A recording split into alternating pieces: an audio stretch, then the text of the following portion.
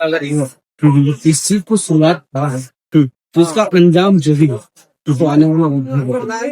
लेकिन शुरुआत करने की बड़ी चीज है। सिर्फ इस्तीफा धर्मेंद्र प्रधान का ले लेने से उनका इस्तीफा दे देने अगर हमारा एजुकेशन सिस्टम सुधर जाए तो शायद इनको दे देना चाहिए। क्योंकि आपको पता है कि जिस तरीके से खास करके मोदी सरकार में जितने कोई भी अगर आ जाए एजुकेशन मिनिस्टर वो भी वही करे जो धर्मेंद्र प्रधान है। क्योंकि आप सेंट्रल गवर्नमेंट के अंदर आप कैबिनेट मिनिस्ट्री का लिस्ट निकाल के देख लीजिए 90% ऐसे मिनिस्टर हैं इनके हैं 90% बच्चे इस इंडिया में पढ़ते ही नहीं। तो आप एक एग्जाम्पल के तौर पे आप सीधा समझिए यदि आपके पैरों में जख्म नहीं है किसी और के पैरों में जख्म है तो उस जख्म का दर्द उसे पता आपको नहीं। इसी तरह इस देश में रहने वाले मिडिल क्लास फैमिली के जो बच्चे हैं वो इंडिया में पढ़ते हैं वो हिंदुस्तान के कॉलेज स्कूल यूनिवर्सिटी में पढ़े उन्हें पता है कि यहाँ का जो एजुकेशन सिस्टम है वो कितना अच्छा है। सेंट्रल गवर्नमेंट में जो ही मिनिस्टर उनको इसलिए नहीं पता कि उनके जो बच्चे हैं वो सारे विदेशों में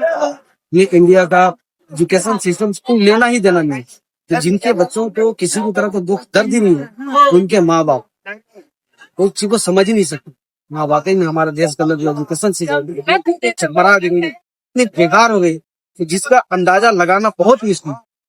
आप एक आ रहे हैं आप बहुत लोगों से मिल रहे हैं जो सिचुएशन आप देख रहे हैं मैं भी पिछले 2 दिन से लगातार रहा हूँ सिचुएशन वाकई में जिस तरीके से प्रोटेस्ट की शुरुआत हुई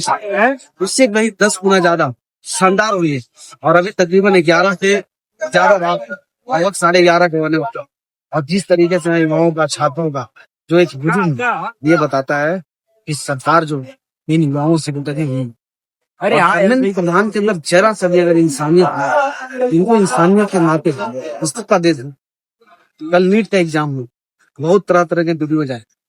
कोई स्टूडेंट किसी का 1 मिनट लेट हो गया अंदर नहीं जाने दिया किसी का सेंटर पे दिया गया और एक तो जयपुर का रहने वाला छात्र है उसका सेंटर इंडिया हिंदुस्तान का रहने वाले छात्र सेंटर का आबू धाबी दिया वो सोची यहाँ से 2,500 दिया इतनी जल्दी ना पासपोर्ट मिल सकते हैं वीजा अब उसका सालों का मेहनत सोच सकते पोस्ट मिडिल क्लास फैमिली होंगे सकते हैं आपने दावे दे दी ये बहुत शर्म की बात है कि मान लें कि जो नेता मंत्री है यदि उसका बच्चे विदेश में जितने भी मंत्री है विदेश में पढ़ाई करते हैं उसमें रियल एजुकेशन रियल सिस्टम और सब सीख मिलती है यहाँ पर उनके बच्चे तो रहते नहीं है बच्चे के बारे में कोई टेंशन है ही नहीं मेरा बच्चा है ही नहीं उनका ऐसा सर मैंने शुरुआत में कहा कि अगर आपके पैरों में जख्म नहीं है तो आपको पता ही नहीं उस जख्म का दर्द क्या हो जिसके पैरों में जख्म उसे पता है कि जख्म का जो दर्द जो पीड़ा है उसे पता